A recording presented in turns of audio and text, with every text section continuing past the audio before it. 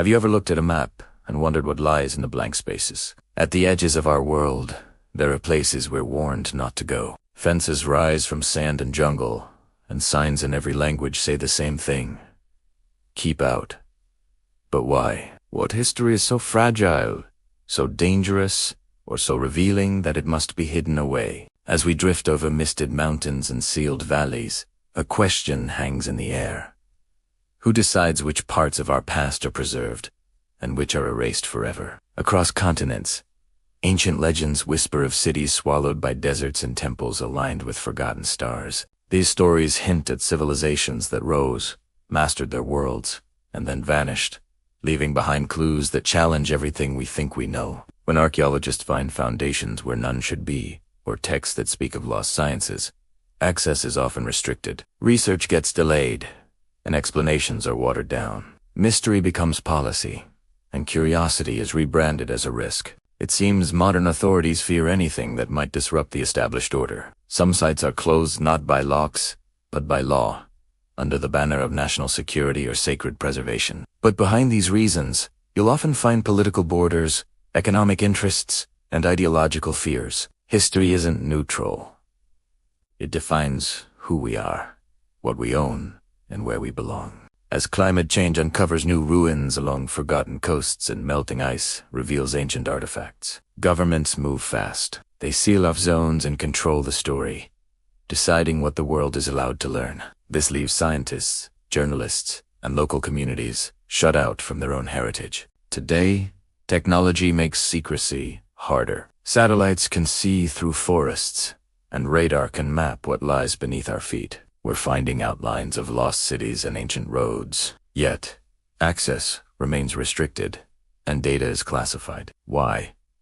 Because a discovery made without permission threatens the official timeline. Forbidden texts, once dismissed as myths, are now resurfacing in digital archives, hinting at knowledge deliberately left out of our history books.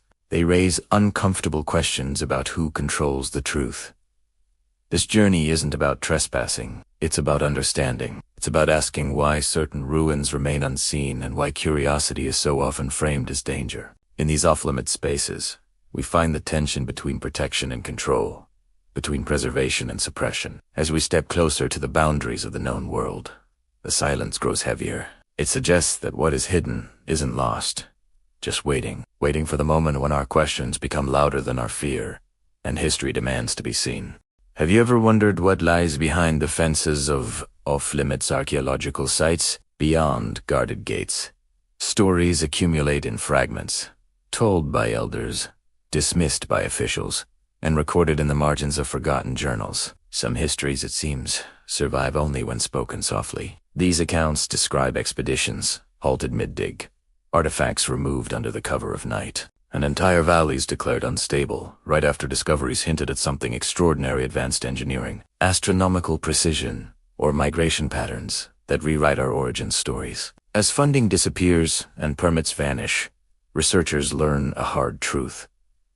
Access isn't lost by accident, it's withdrawn deliberately. This ensures that uncomfortable questions fade away before the answers can threaten narratives that are carefully balanced between national pride, religious doctrine, and the fragile cohesion of modern identity. Take ancient maps, once considered merely symbolic. Re-examined with modern tools, they reveal coastlines predating known floods, inland seas long evaporated, and mountain ranges placed with unsettling accuracy. This suggests inherited knowledge from observers who witness climates radically different from today. When these maps align with off-limit sites, interest intensifies, followed swiftly by restriction.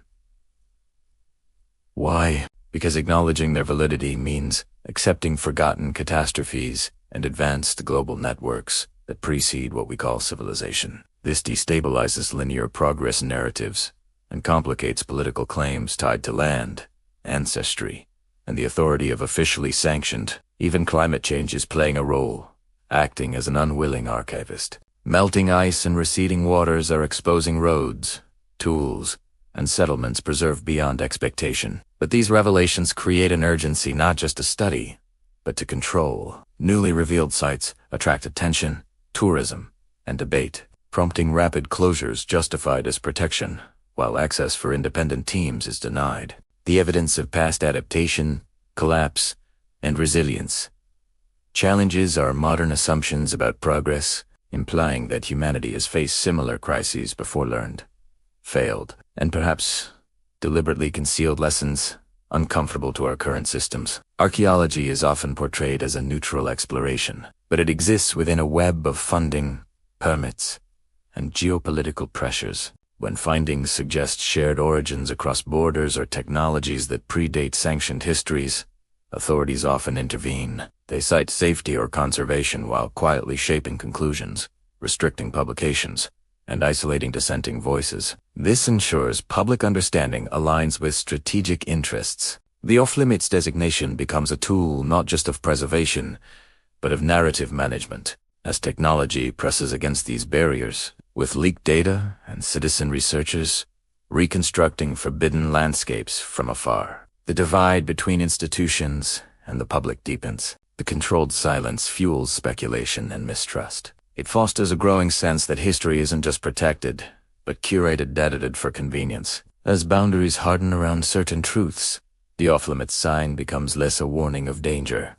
Why are so many ancient sites suddenly? Why do cameras halt at fences and archives sealed just as new evidence surfaces?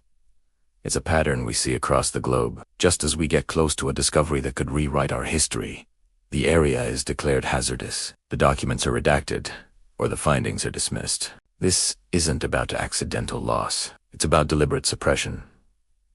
Power reacts when the past refuses to stay silent. Think about it. Control of history is control of identity, and identity is leverage. Access isn't limited to protect old stones. It's limited to protect the stories that justify borders, beliefs, and authority. Scholars who dissent find their work labeled as mere speculation, their warnings ignored, and their questions buried under layers of official jargon. Military presence often surrounds ruins far older than the nations guarding them. The official reason is security, but what it really betrays is a fear of revelation.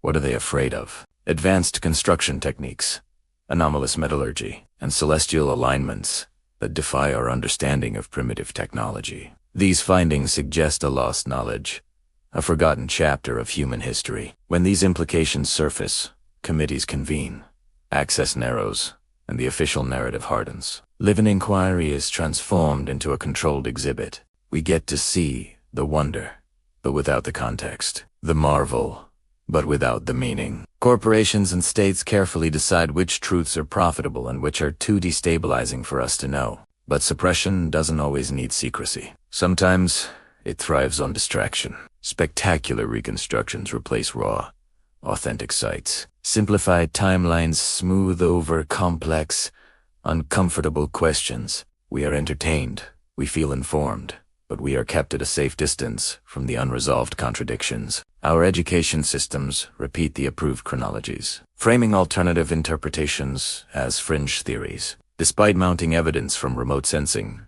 isotopic analysis, and comparative mythology, all these fields point towards cycles of rise and fall, of collapse and rebirth, that have been erased from our collective memory. To accept this would demand humility, accountability, and a radical rethinking of our own vulnerability. Ultimately, these off-limit sites confront us with an unsettling possibility.